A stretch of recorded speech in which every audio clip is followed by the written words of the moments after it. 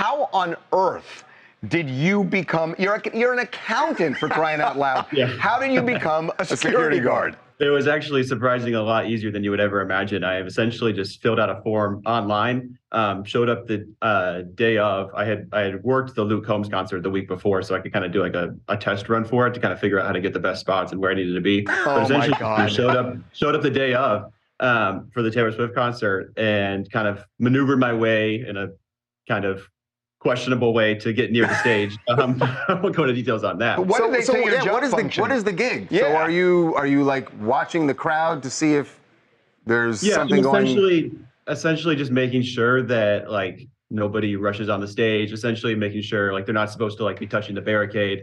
Like, I mean, I didn't have to say a single thing to a fan to turn out they were great. Like there was no issues at all. A couple of these videos, you know, you're a Swiftie, admittedly, and you're going pretty hard, dancing, you know, bobbing along to it. And that security, I heard those real security guards you were referring to, had a word with you?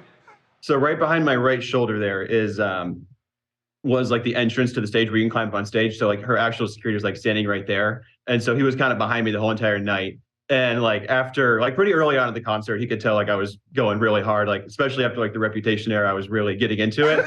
And that's when I got told by my boss that he's like, look back there, like that guy, he wants you to like tone it down. He's like, they just don't want anyone to have any fun out here. Like you just go along with it. Like you can still like sing, just like try to tone it down a little bit. So here's my thing.